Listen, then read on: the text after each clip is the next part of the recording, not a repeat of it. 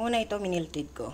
Ayan, melted na melted. Pinaghalo ko ang 1/2 cup or 3/4 cup na butter. Gawa ng brownies.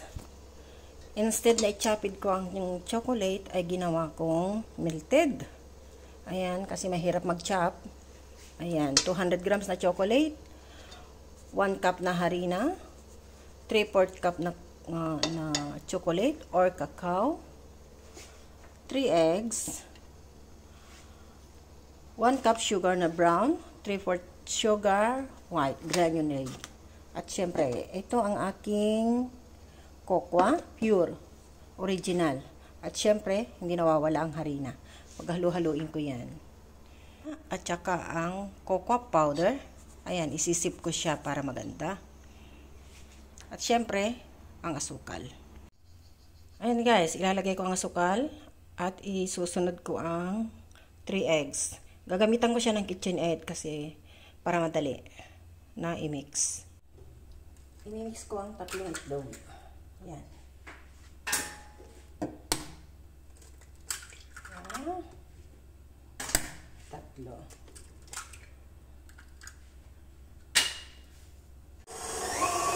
Gagamitan ko siya ng KitchenAid para madali na mahalo.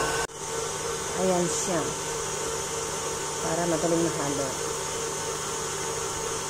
Ayan na yung itsura ng asukal at saka yung creamy na siya, yung 3 itlog. Ito yung minelted kong chocolate. Ihahalo ko siya. Ihahalo ko ngayon yung minelted kong chocolate. Ayan.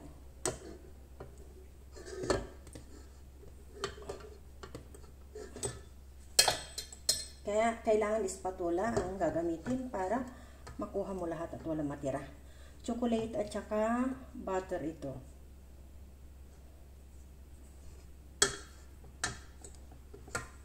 Kailangan makuha mo lahat. Sayang kasi yung ingredients pag may naiwan.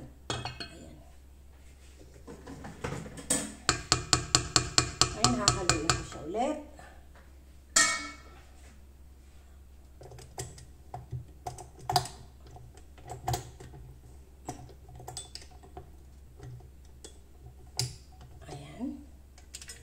Ibababa ko siya. Ay, hindi nakalagay. Mahuhulog. Oh. Ayan, nilagay ko yung chocolate. Nakakulong ko ng konti para manis yung chocolate.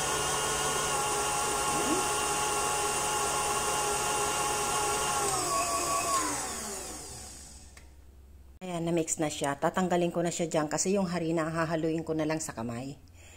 Para, hahaluin ko na lang din.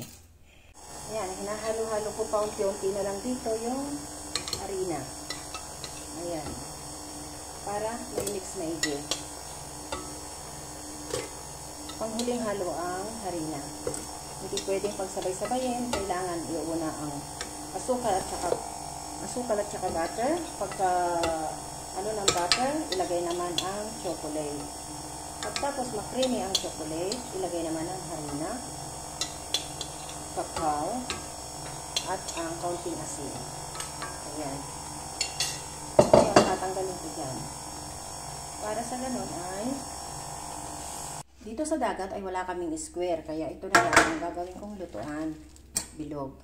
Siyempre, kailangan ko siyang sukatan ng para hindi dumikit. Ayan. Ayan, pag dinikit mo ganun, magiging bilog siya. At ilalagay dito. Ayan, pwede na. Para sa ganun ay hindi dumikit.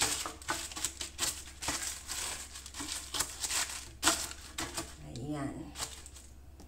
Guys, nagawa ko na yung pero kailangan kong haluin. Ganito siya kalapot ang brownies. Hindi siya malagnaw. Kailangan siya malapot. Huwag lalagyan ng gatas, huwag lalagyan ng tubig.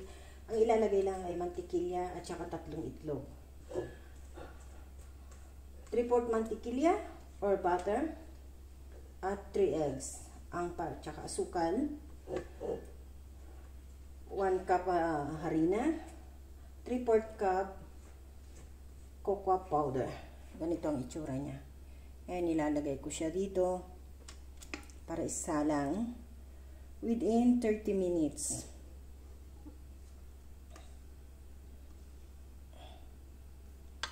Ganyan ang itsura. Isasalang ko siya sa oven na 180 degrees sa loob ng 30 minutes.